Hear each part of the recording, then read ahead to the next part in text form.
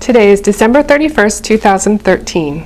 My name is Christina Ostrom. I'm interviewing Katie Hanczaryk. Katie is the activity coordinator at Fraser Meadows Retirement Community.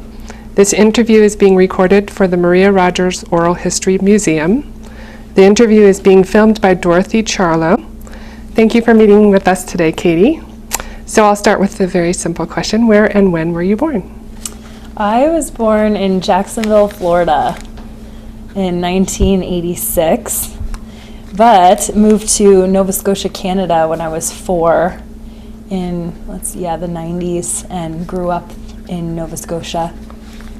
And what brought you to Boulder? MROHP University, and I just recently graduated with a master's in art therapy. And can you talk a little bit about your professional background that led you to Fraser Meadows? Yeah, that's a great question. Gosh, it's been a culmination of a lot of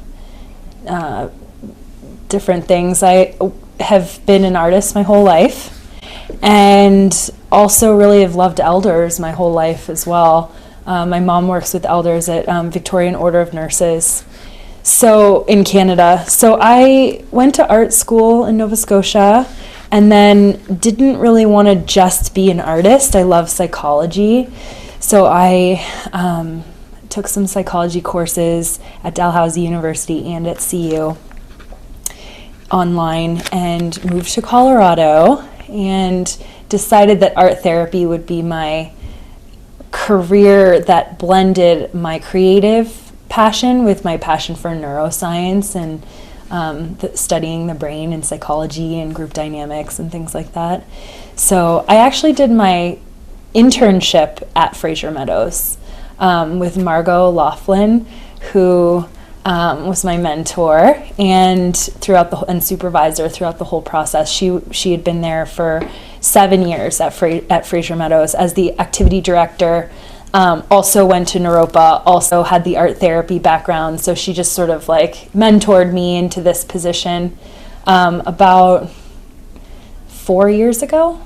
And so I did my practicum internship, got hired in independent, took a little hiatus, came back, and it just has been a 4-year process of kind of coming in and out of Fraser. Most currently, how long have you worked here? Well, since the flood, actually. I started a week before the flood hit. And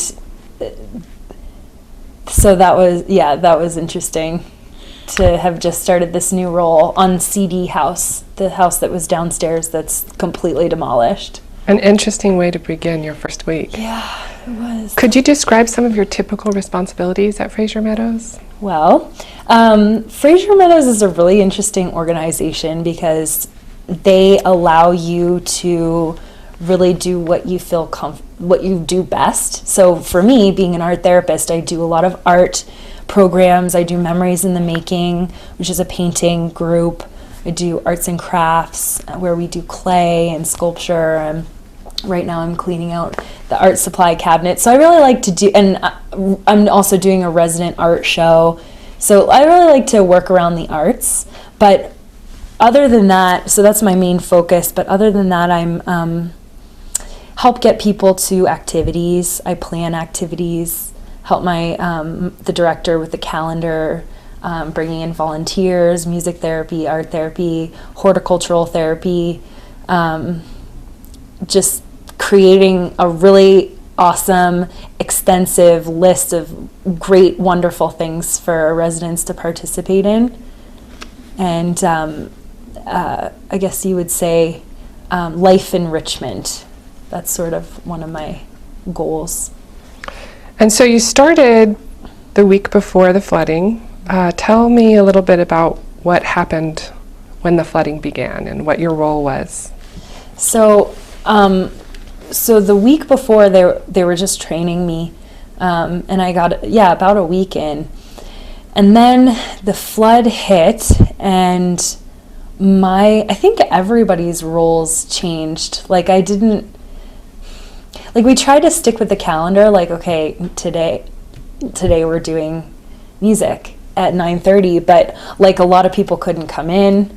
And so we had to cancel activities and tried to get other activities on. It was just kind of like, I think I did role of nurse, director, maintenance, laundry. Like everybody kind of just all really helped out whatever they could. If you see somebody needs a drink, you get them a glass of water, which is not necessarily my role in activities, but during the flood, your role was whatever was needed in that moment, which was really cool, actually. Fraser Meadows has been talking about wanting to do that and have more of a team approach and have CNAs,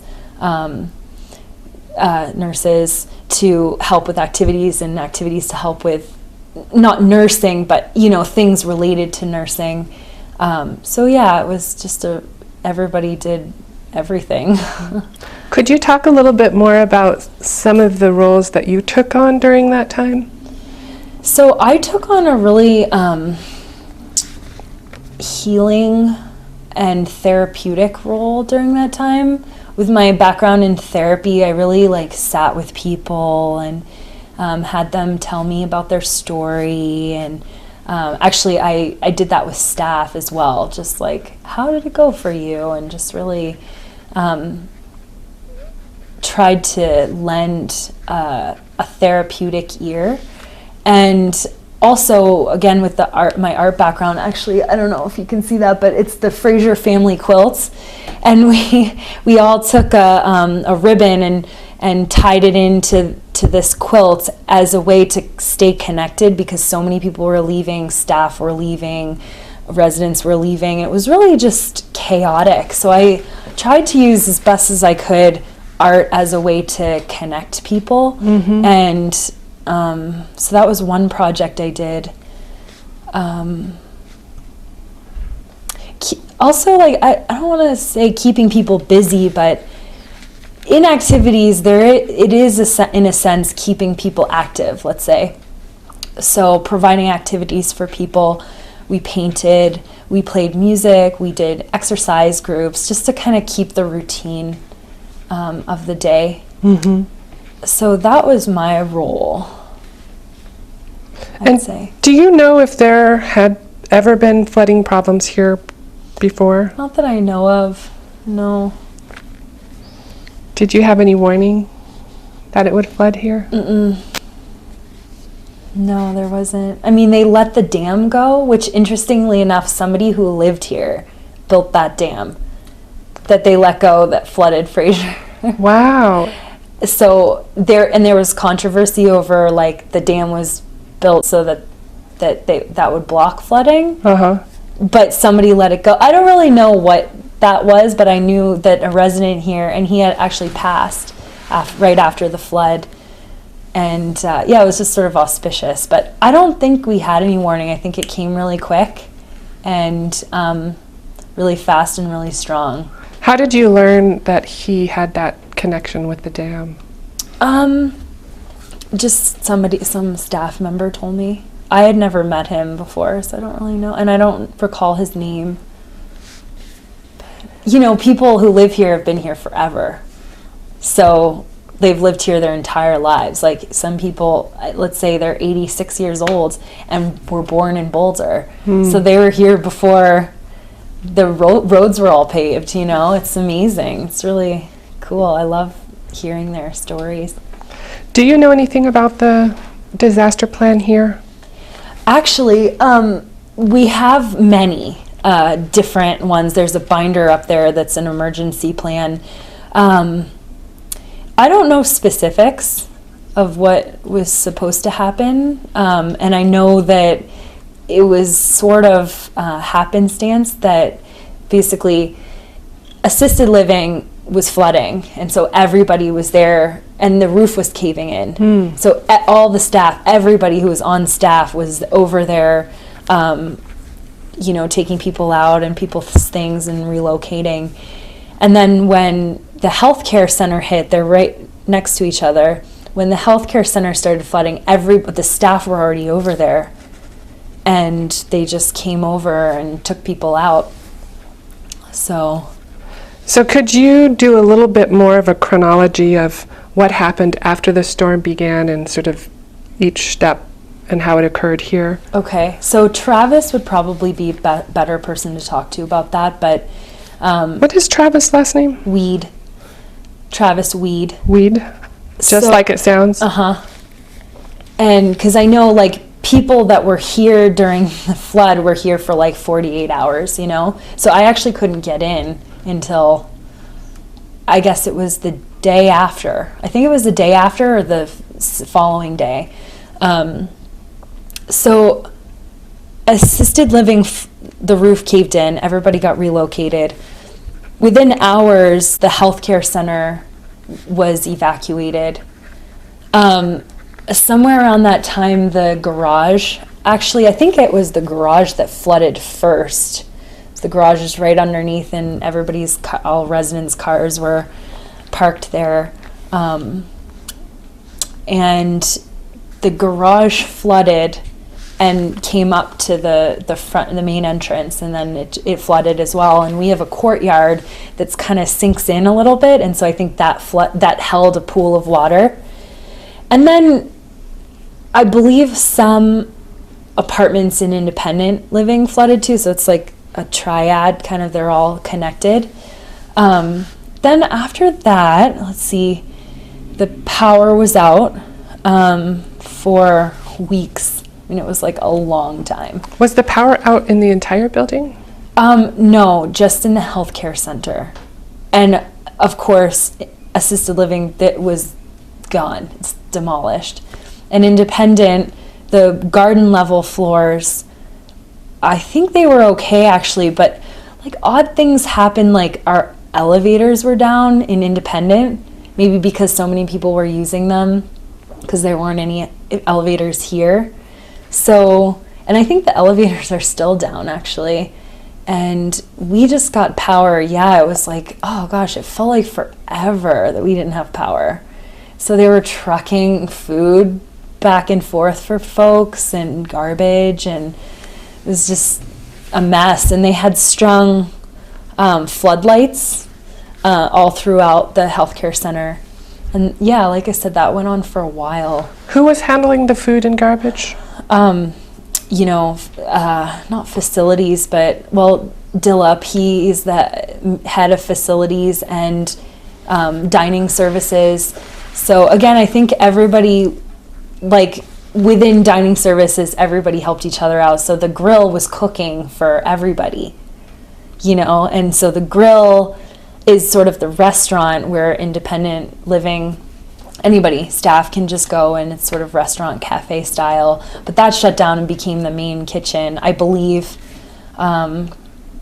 So yeah, it was like a big giant slumber party. It really was. It was like everybody was out. So this room we use a lot, this activity room, for a lot of programs and things, but of course the lights were out, so we did everything in the hallway. But come October, it was cold in there, and we didn't have heat, and it was just kind of like the barracks. People were sleeping everywhere, So who is Dillup?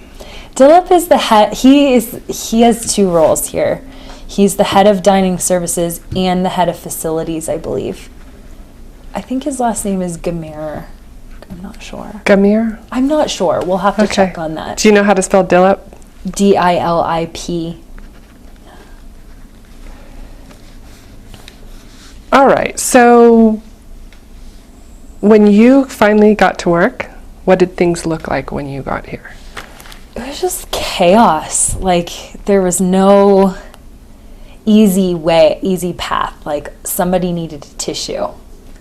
And, I was responsible, or, just wanted to get somebody a tissue. So, but where are they? Nobody's ordering on top of ordering tissues, because it was just so chaotic that, they were just trying to feed people and keep people dry and safe and warm, and comforted too, This is people's homes, a lot of people's homes. So, and also just really, big deal was moving people out. Like, that was really hard for a lot of people.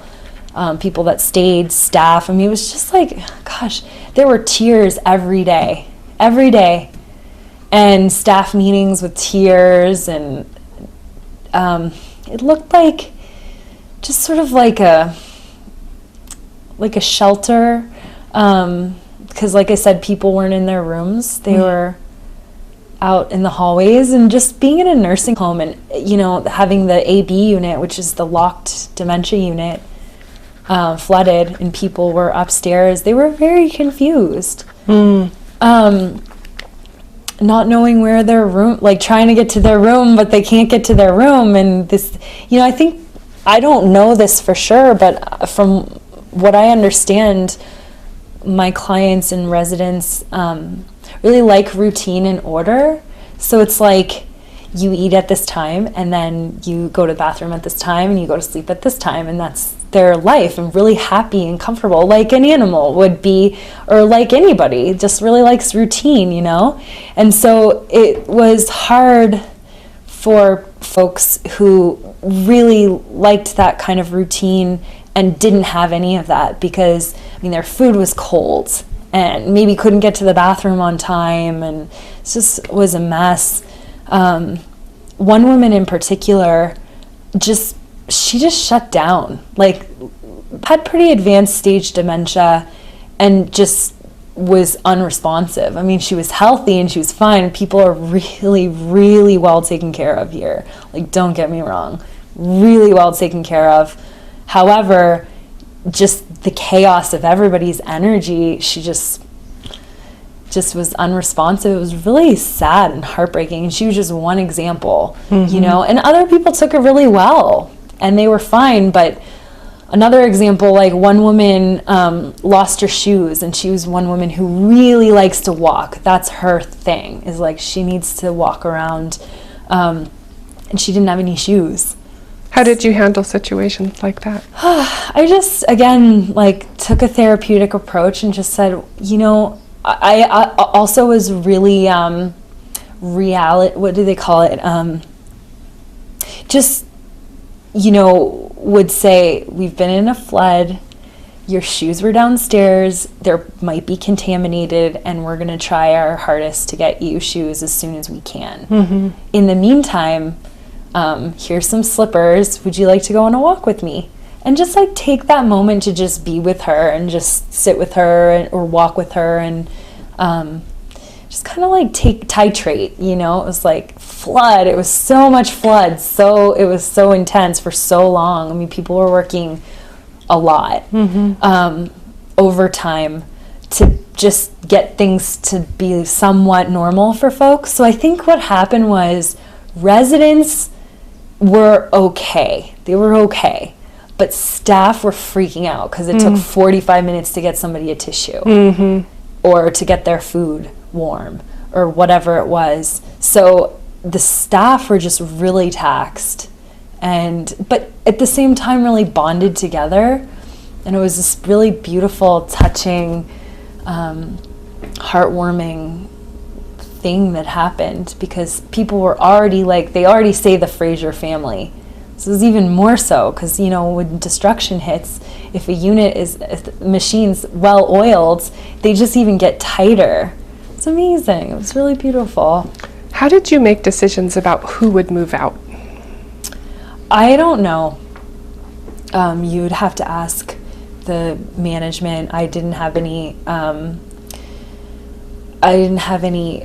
say in that.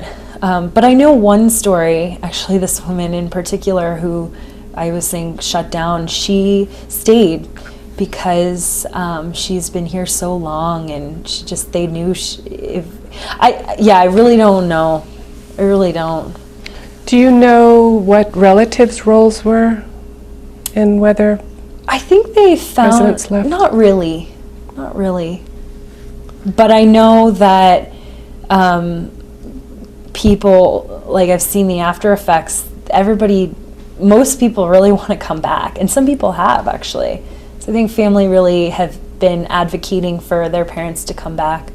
Do you know the number of people that were evacuated? Okay, so assisted living has I want to say around 50. Gosh, it was just in an email. And downstairs must have been, I really don't know the exact numbers, but it was like roughly like 100 people, maybe. I'd have to ask Travis. Do you know how many have come back?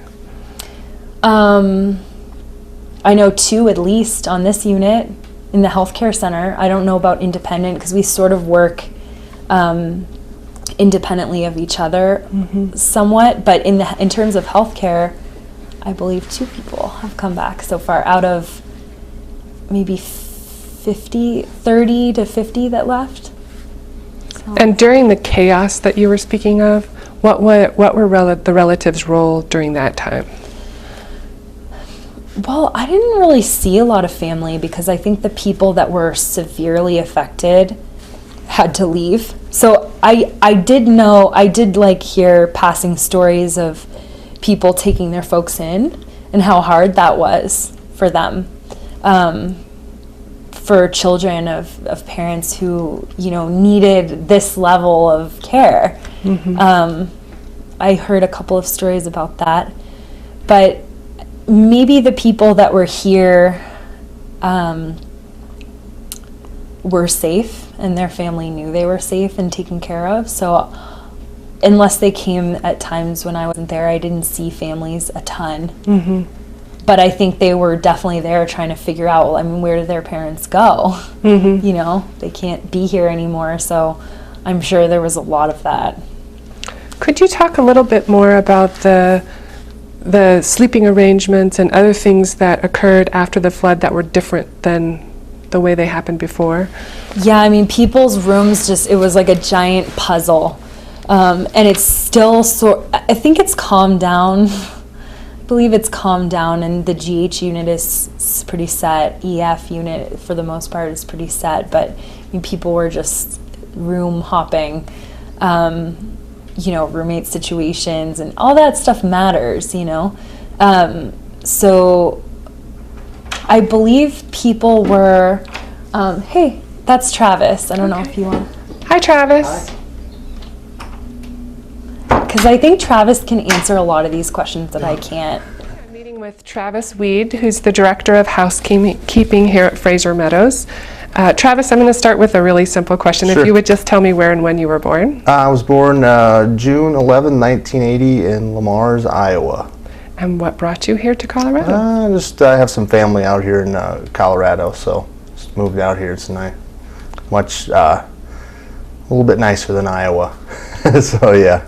And how did you land at Fraser Meadows? Just a friend of a friend. There was a job opening and I applied for it, so I got it. I've been here about 11 years now. Okay. So during the week of September 9th, when the flooding began, actually let me back up. Sure. and ask, what did you know about with the rains? What did you know was coming? All I remember when it first started, it seemed like it rained, constantly raining, dark and rainy. And when I got my first phone call, it was minor. It started off minor. It was a minor flooding situation in an apartment on the garden level of Fraser Central. And when did you get that call? that was about, I believe that was Wednesday evening, probably about 9 p.m. So we came in for that one. It was a situation where a patio outside the drain was clogged, and this was on the garden level, and water ran up on the outside of the sliding glass door about 3 feet high. So the water was actually blocked just by this small door. Like a tank. Exactly. That's what it looked like. It was like a fish tank, and then it trickled in like the sliding door track. So really, that glass did an amazing job of keeping that water out. So all we had was shop vacs, and just to try to suck the water up. It was crazy. So meanwhile, it's raining. It's raining, and we had to try to sandbag up around this patio to keep more water from going in there. The apartment on the inside had a cork floor, so as soon as it got wet, it buckled up. But that one was almost like a lost cause because it was just coming in too quickly. So, and then other parts of the building started. It was kind of like a domino effect. It just got from small to worse. So first it was a room, then it was a hallway, then it was one apartment, then it was another apartment, and assisted living. So we went from Fraser Central to Fraser South to assisted living, and then we found ourselves evacuating assisted living because the ceilings were just, every one of them was starting to kind of cave in slowly. So we got each resident out. This required moving all the beds out of the rooms and transporting those to just higher ground and dry places throughout the area. That was a long night. That was about I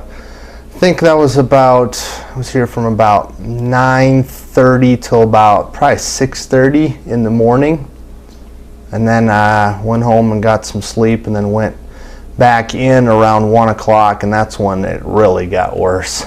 That's when we received the worst of the flooding. And what did that time look like? That time, let's see, that was about 1 in the afternoon, and that went all the way to 6 in the morning. That was a straight through. That's when we started taking in water from the healthcare center, and it came through the front doors, and the parking garage actually flooded first, which the parking garage ceiling, I believe, has got to be close to 8 feet high. So the water was that high. So all those cars were down there, and it came up through the bottom of the floor and then through our front doors. It was the same thing too, where the water was, the glass blocked the water from coming in, but it just kind of started trickling in. Then it started going into walls, going through sheetrock. It was incredible. So we just started a evacuation process, getting people in wheelchairs to higher ground. This required pushing through water that was 2 and 3 feet high. So they were woken up right out of bed with gowns and towels and blankets, and we got them. We had to push them through the healthcare courtyard to our Fraser Central garden level building, because that one did not take in any water in that area. So we evacuated, I think it was over 50 residents, and I think like 20 minutes, something like that. So it was pretty incredible. So we had all hands on deck. Were you still moving beds at that point? We were, from assisted living, that was completed, the prior night. But some residents that were in healthcare were in their beds, and we weren't able to get them in wheelchairs, so we would roll the whole beds through to the healthcare lobby and then got them in a chair from there. Then we had to go outside. The outside was the worst part because it was pitch black. There was no power, which was the hardest part. The power went out. So we transported these people through water 2 and 3 feet high, and pitch black. How did the residents respond? There was a lot of confusion, a lot of crying, screaming. I mean, it wasn't like tremendous, but everyone was moving so fast. It was our goal to just get everyone out of that water. We couldn't believe how much water we had taken in. Mm-hmm. But luckily we got everyone out with safety with no major injuries or. How did you handle medical considerations? Well, luckily we have nurses here on staff. So when we transported them all over to Fraser Central through outside, all the nurses came with us, and we were able to get the carts over there that had all the patients medication and stuff already on there. So it was kind of just a thing where we got pushed the carts over there. We lined all the residents up to make sure that we had everybody, and then they were able to pass the meds down on that area, mm-hmm. that level. So it was really amazing, actually. So yeah. Do you know if there had ever been flooding problems here before? Nothing like that. No. We might get a heavy rain and get a ceiling leak here and there, but not even close. We've had, residents, do silly things like let a kitchen sink run over by accident, but nothing like the outside weather or anything, like that. So it was something else. Seemed like it rained for about a month. How did you make decisions about who would be evacuated out of the building or off site? After the flooding? Really, that was up to upper management on that one. We were just, after everything settled down and stopped raining and everyone was safe, then they started to look at, where's the best fit for each person, because some people need a little bit more care than others. Some of them just needed assisted living, some of them needed, healthcare center, memory care units, and things like that. So I believe that was based on each person. So yeah, we just started calling everybody, see who had open beds. Luckily, Golden West had a lot of space empty for us, so a lot of them went over to that building. So. Do you know the total number of people who were evacuated? Total number, assisted living and the garden level of healthcare was empty, so that would be in the 80s as far as total. I can't give you the exact number. Roughly, it's got to be 80 because it's 50 plus beds on garden level healthcare, and assisted living, I believe, is 34. So it was all emptied out, and it's currently emptied out. Still. Yeah. And do you know how many residents went to Golden West? I don't. I can't give you the exact, number on that. We're actually, the count is down. We're getting a lot of them back. So we've been able to create places, for, them to come back to. So. Where else did people go?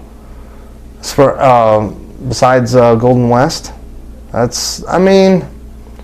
as far as I know, I can't think of the names off the top of my head. Mainly, the main one was Golden West.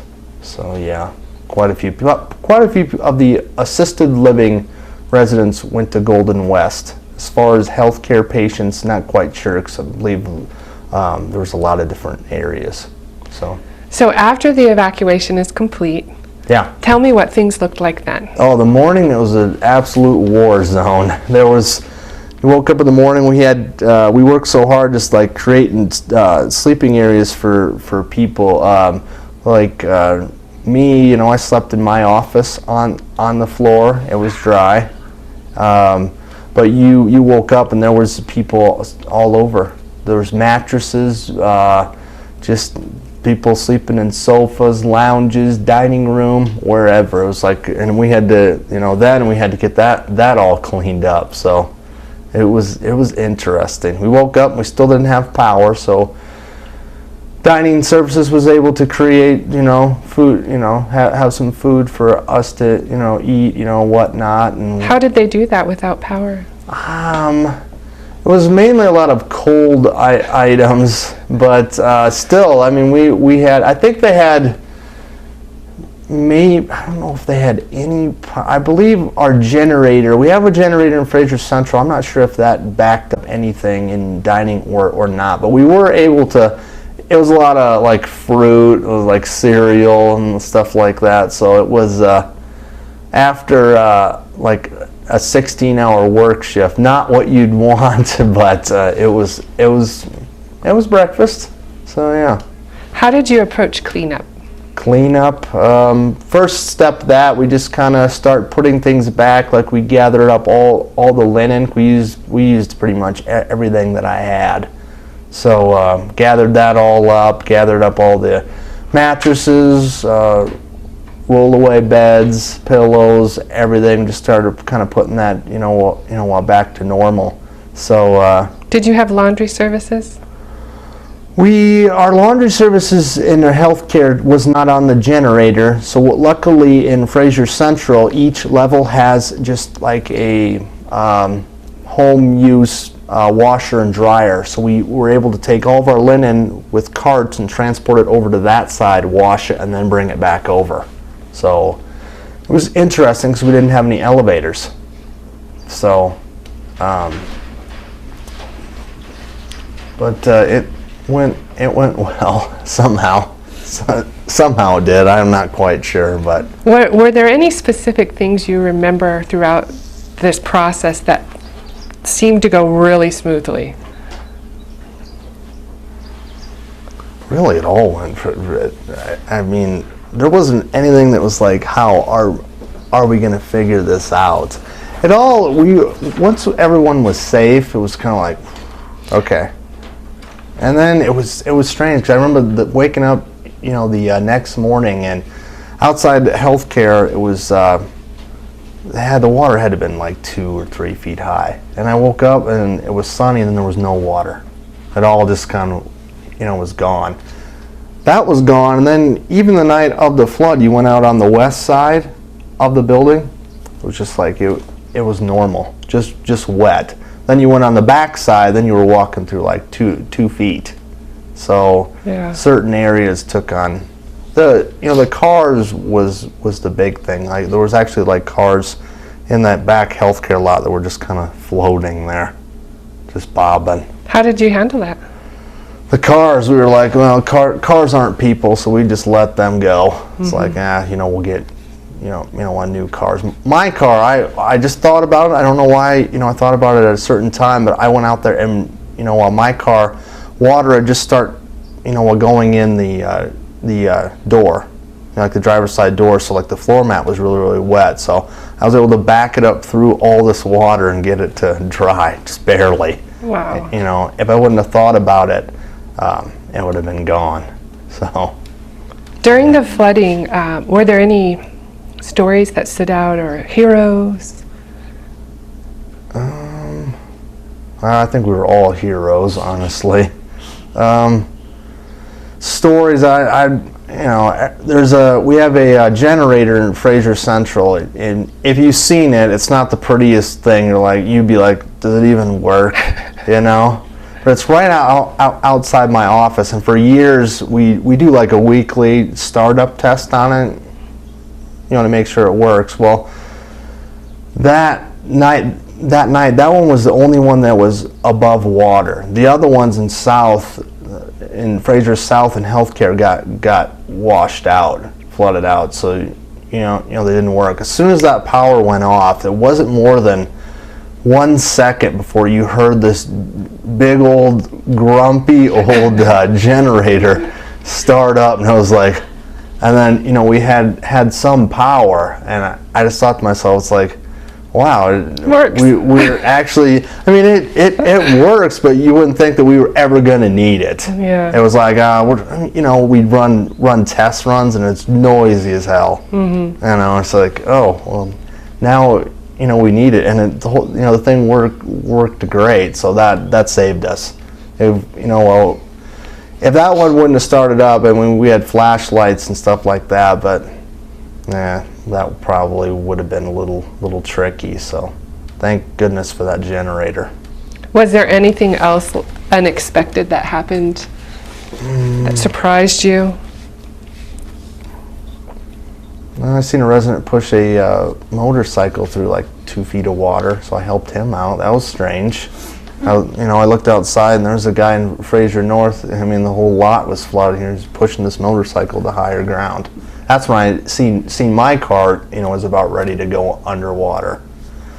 But the next morning you went outside, and there was just stuff that you could tell floated out there and ended up in like the strangest spot. Like I'd walk like 100 feet out into the grass to pick up like a footstool, or like we found like a bongo drum out there, just sitting there. All sorts of weird stuff. So you can tell it like floated out, and everything that got wet, had a water stain on it. You could tell how high, the water got. So it was crazy. It was just, I don't know. I seen a guy or two guys in a two-person. It was like a boat, or like a kayak over here over the underpass, floating down there. So yeah. And what about other staff? What was their reaction? I think overall it was kind of like, did this really happen? I mean, it was like one of those things you see in like a movie, like The Perfect Storm or something like that. It's like just crazy. You never think it's going to happen until it finally did. It's like just rained and rained and rained, and it's just too much for it to handle. So Who was in charge during the flooding?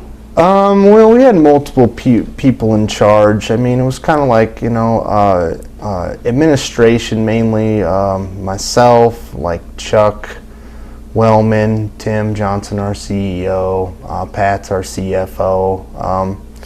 They all took charge of it, and we all just kind of, we had emergency closet that we have on the second floor. It's got about 100 flashlights in it, blankets, air beds, so we didn't think we were ever going to have to use that, but we dipped into that pretty hardcore. So that really helped out a lot. So just having those supplies, on backup. Mm-hmm. So tremendously. And tell me how decisions were made. Decisions were made on during the flooding. They were made fast, quickly. The main thing was get the residents across the courtyard to central garden level where it was dry. We could not go up in that building because the power was out, which means we have no elevators. So I'm not sure who made that choice. All I seen, we open the doors and we start bringing everything to a dry area. Mm-hmm. That was the thing, to a dry area. So How did you communicate with residents? there wasn't a lot of communication when we were moving them. We were just trying to get them to a dry area, and then once things kind of calmed down a little bit, we just water, too much water came in, of course you're not going to be able to go back to your room tonight. I think overall they knew what was going on that night. The next day or the day after, I believe, we held a meeting in the second floor dining room. I bet there was 300 plus there. We just gave them an update on what was all going on, what our plan was. It was definitely a one day at a time plan. Mm-hmm. So How many residents do you have total? well, with central, north, south, and assisted living, and probably looking at 3,400, that's about 140. It's got to be close to, I'd say 350 plus. Yeah. Luckily, Fraser's south garden level was the only one that took in water there. Main, second, and third floor was fine. Central garden level, of course, but all the other floors were fine, and north was perfectly fine. Mm-hmm. So we got lucky, actually, really lucky. So At that meeting that you had after the flooding, how did residents respond at that meeting? they were, just really happy on how all of it, was going. Despite how much water, we had taken in, they were just pretty much glad everyone was saved and was safe. What's going on now? Now it's great. Let's see. We did have some garden level Fraser Central apartments that residents did have to leave for a couple months to get those fixed up, back to new. So they moved to Golden West, for a couple months, fixed their place back to normal, and they got moved back. garden level healthcare. Not sure exactly what the plan is on that, or the other AL garden level building. So Are they still evacuated? oh yeah, we have some people that are still at Golden West. I'm not sure exactly where everyone is, but plan is to have assisted living somewhere. I'm not sure where on that. They're still kind of working on plans on that, but I do believe they will start on something in the next couple months. And after the flooding, how long was it before you got power back? Complete power? Oh boy, that might be a Chuck Wellman question. I know that they brought in generators, big, gas-powered generators fairly quickly. So Central, I think we got the power back going on that probably maybe the day after. We had some guys come out, and do some work on that. It seemed like that came back to normal. I believe it was the healthcare center was they still had some power, but not full power. They had plenty of power to operate, but not full. Did you have any involvement from outside, like first responders or firefighters or anyone that was coming in that didn't work here? We had a lot of volunteers. I know that. We had lots of volunteers, almost so many that it was like, what do I need you to do? Where did your volunteers come from? Good question. I think maybe some of them were CU students, possibly. Katie might know that question. I don't know. We're back with Katie Hanczaryk. Thank you again for meeting with us. So one of the things I wanted to talk to you about that happened after the flooding is to really just talk about your experiences after and what, if anything, went smoothly. Okay. Well, actually, like Travis said, it was just exhausting. At the end of the day, I was just wiped out and would go home and cry, and just try to take care of myself in any way that I could. I just slept and worked. That was it. I don't even really remember eating. It was very centered around working and improving lives of residents, getting them happy and safe. And then, like Travis said, on top of that, charting, all of that paperwork that needed to be done. I mean, we lost all of our paperwork in the flood, which is awful, but it just is the way that it happened. So when state comes in to check in with us and how our paperwork is going, I mean, it was really hard to catch up from that because we were dealing with basic needs. It was sort of like it's Maslow's hierarchy of needs: food, water, shelter. Okay, check. So then the next step would be, emotional needs, check, spiritual needs, and just trying to move up the pyramid and just try to provide, comfort and care for everybody. That, again, was my role. And it was just exhausting. Yeah. Was there anything unexpected that happened?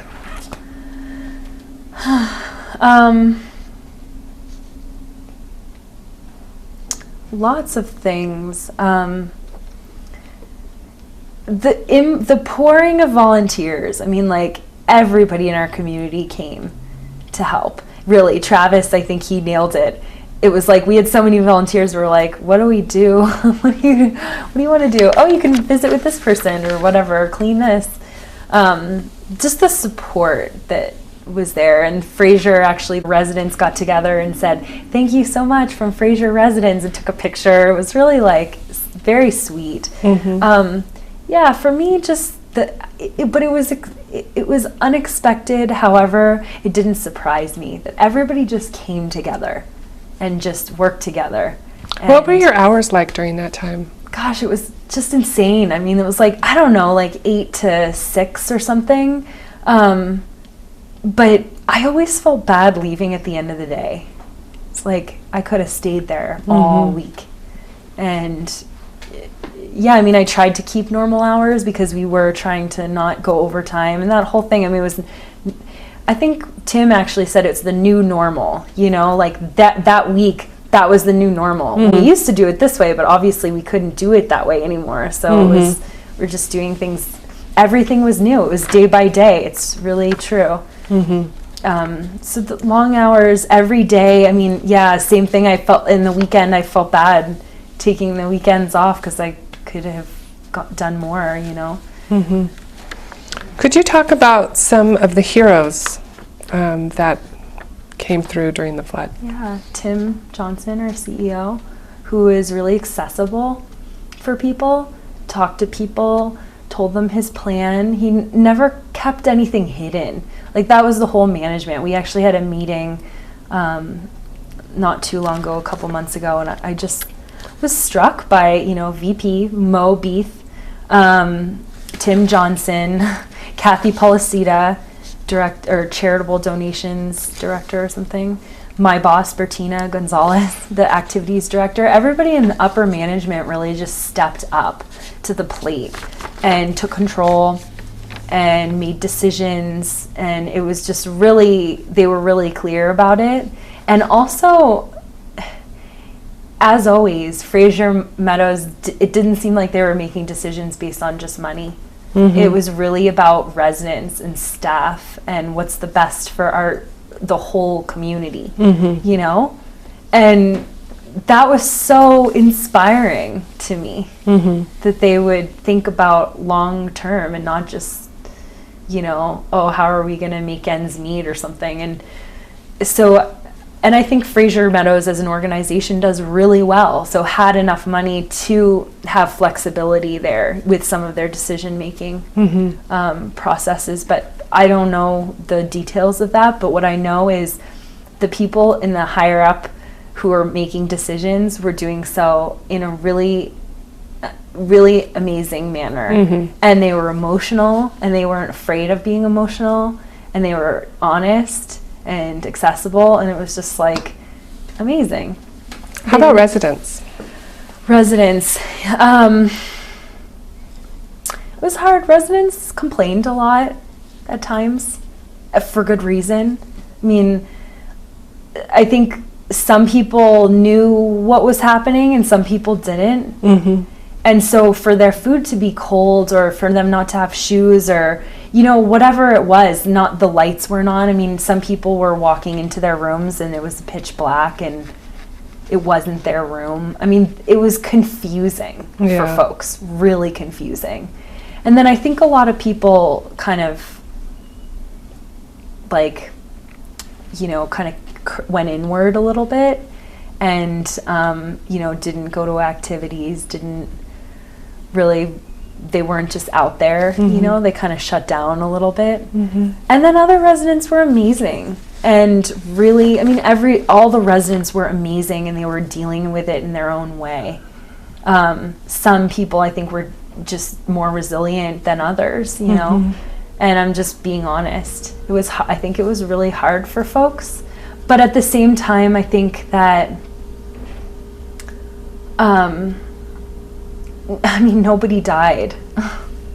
Like, that's amazing. That they were able to rescue people and take them through the flood, and so there was that. I think what the hardest part was to have people leave their homes.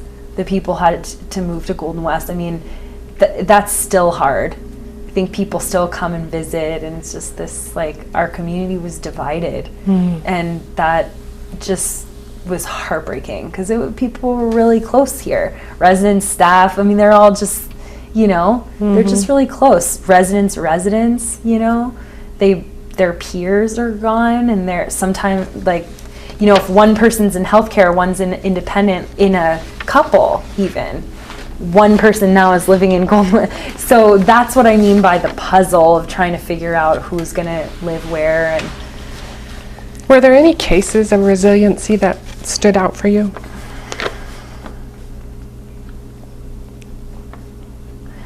I heard a story of one woman who had also, I think the AB unit stands out, the locked dementia unit. This one woman who had advanced dementia and Alzheimer's, and they took her out. I guess the story is like she was waiting at the bus stop or something, like ridiculous, like to move. And she was just like, okay, singing and happy. And for the most part, she was, just sort of resilient to this new situation. And I think a lot of the residents they could have really been resistant and like, I'm not moving or I'm not doing this. And I think for the most part, everybody was open to the change. Mm-hmm. Actually, I found that generally speaking, the residents had an easier, I shouldn't say this blanket statement, but it felt like to me, a lot of the residents were accepting change almost more so than I was. Wow. Because, I mean, that's what comes with age, is just acceptance and what can come with age and resilience. And like for some people, it like it didn't even seem like it was a big deal. It's just like, oh, the 500-year flood, now there's this, and just sort of really easy. Like some residents were really easy. Mm-hmm. And I don't know how much they even felt like they were affected by it, because I mean the power went out for a while, but the residents that were up on this hall, they didn't have to go through the flood, so most of them stayed. Mm-hmm. So, yeah. And you came in, you said 2 days after the bulk of the flooding had happened here. Yeah, about that time. Do you remember if there were any outside first responders or firefighters or anyone that were involved? I think they were busy. Like, I don't remember them. I did never see anybody come. I mean, like, construction workers came afterwards a lot. Mm-hmm. I mean, they were out, in the driveway for weeks, cleaning up down there in hazmat suits and the whole thing. Actually, one story that pops into my mind, this is a silly story, but for me, this really sticks out. It was maybe like day 4 or something, I don't know. It's all a blur. But downstairs, so where the flood hit, I went down there to go try to salvage my office space and just get, I had a guitar down there that was, and the paperwork, resident artwork, just like a bunch of stuff, and my computer, things like that. And there was this old jade, like it was probably like a 50 to 100-year-old jade, like huge, well-established tree, and it was on wheels. And I went with with the director, Bertina. I was like, we have to save this plant. Like, I'm not like Travis said, cars are nothing, but like for me, this plant was living still, and I couldn't let this plant die. Mm-hmm. It was like a resident to me almost. It felt really, I think I had a lot of emotions attached to this idea of saving this plant. Oh my God, it was like this whole thing. Anyway, so I like moved the plant, and the clippings were falling off everywhere. I took the clippings and planted them with residents to like encourage growth, and it was like this whole ordeal. Anyway, the jade survived and is on the EF unit. So that's I feel like it was a nice concrete thing that I felt like I contributed. Mm-hmm. And it seems silly now, but at the time it was like such a big deal. Did you check on any of the baby plants? Oh yeah, they're all doing well. Aww. Yeah. I have one at home. Yeah. Do you know if the flooding has impacted the disaster planning here? Oh yeah, I'm sure. But a question for Tim. Okay. And has your job changed at all now that the cleanup is done? Definitely, yeah. I mean, I went down to 2 days a week from a full-time job, which was really devastating for me. And that 2 days a week, I had to fight for, actually. I like really had to, no, I'm not leaving. This is why you need me. And this is, my boss and I really advocated for this position, because I think what happened was people got cut, so it means the people that were here were doing extra work, and that's just the way it is. That's the new normal, as Tim says. And so yeah, I really just had to advocate for myself and say at least 2 days a week. So yeah, I'm down to 2 days a week, and it's So you went from rough. full-time down to 2. What was that related to? What do you mean? With your hours being reduced? I mean, we lost half of our residents, so we lost half of our staff, kind of thing. That's the way that I look at it, rationally in my mind, but I have no idea. They just couldn't afford it. I mean, we had like 1 billion CNAs, you know? Yeah. And a lot of them got cut. And that's just, I don't ask me what that process was like. Oh, it was heartbreaking. Like that was the most hard part I saw, actually, was staff leaving. After 12 years, I mean, it was just like, you know, people were wanting to retire. It was like this whole process of some people left, you know, like they said that to us in meetings, like, look for other jobs, and if you find a really good one, then take it. And that, it was just heartbreaking. Yeah. And do you know what the timeline or plan is around the timeline for being back up to capacity? I don't, but I do know that they were talking about redoing their assisted living for a long time now.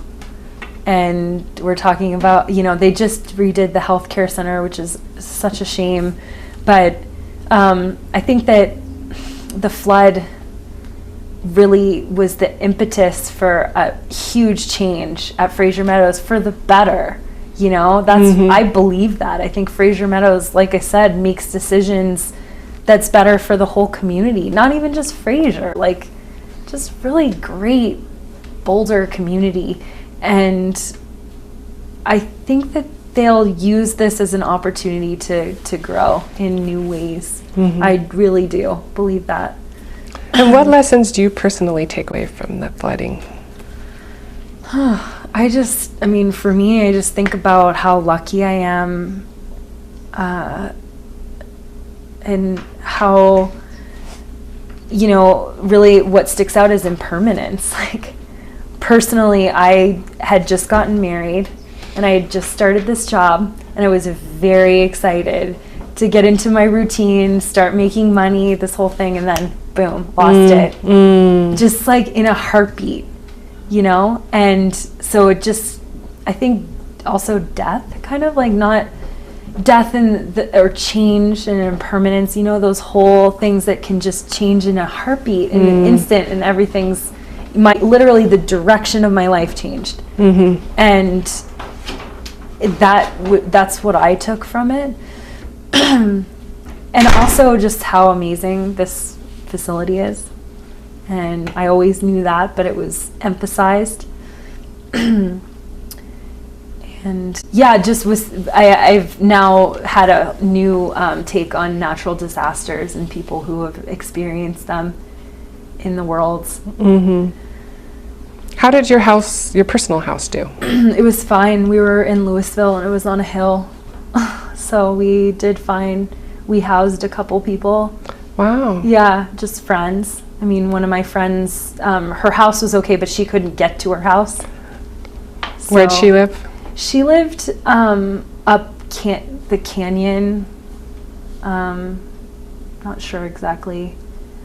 So, yeah. So, I believe that I've covered the questions that I have with me. What else would you like to add? I mean, I think I said it all. Just the beauty of community that came together. Residents, staff, CEO, sort of back to the beginning of just, there were no roles. We all just sort of made decisions as needed. And, you know, at times I think residents comforted me, you know, and slowed me down. Here's a story. I remember it was like running around with like a chicken with my head cut off sometimes. It was just, you know, that kind of pace, you know, for a lot of people, even just running around. And one woman had her sketchbook out, and she wanted me to pose for her. So I sat down, and she drew me.